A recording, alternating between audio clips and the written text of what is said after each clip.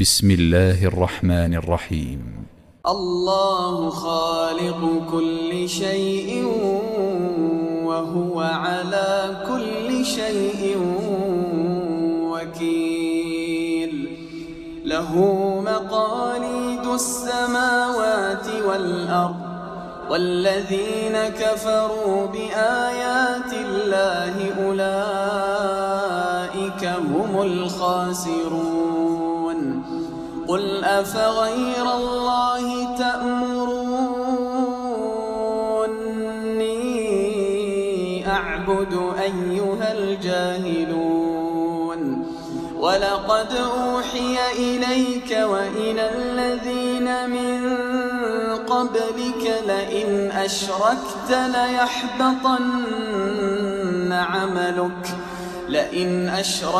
ليحبطن عملك ولتكونن من الخاسرين. بل الله فاعبد وكن من الشاكرين. وما قدروا الله حق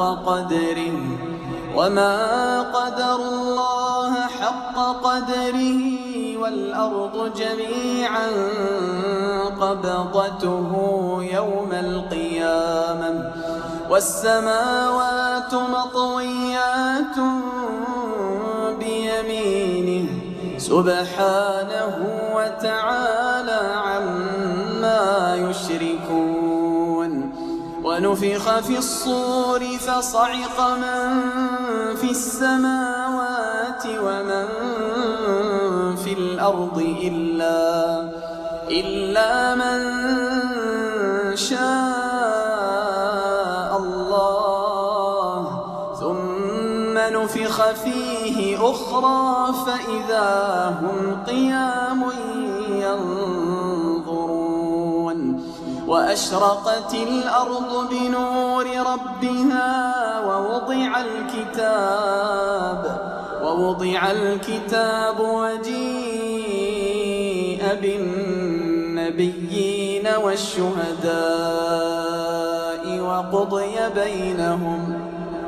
وقضي بينهم بالحق وهم لا يظلمون. ووفيت كل نفس ما عملت وهو أعلم بما يفعلون.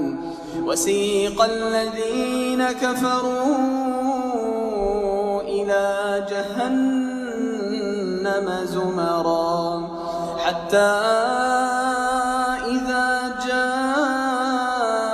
جاءوها فتحت أبوابها وقال لهم خزنتها ألم يأتكم رسل منكم يتلون عليكم آيات ربكم وينذرونكم لقاء يومكم هذا؟ قالوا بلى ولكن حقت كلمة العذاب على الكافرين. قيل ادخلوا أبواب جهنم خالدين فيها فبئس مثوى المتكبرين.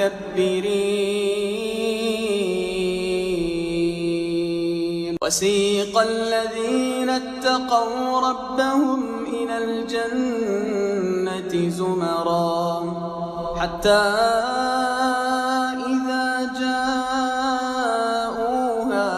وفتحت أبوابها وقال لهم خزنتها سلام عليكم طبتم فادخلوها خالدين. وقالوا الحمد لله الذي صدقنا وعده وأورثنا الأرض نتبوأ من الجنة حيث نشاء فنعم أجر العاملين. وترى الملائكة حافين من حول العرش يسبحون بحمد ربهم وقضي بينهم بالحق وقيل الحمد لله رب العالمين.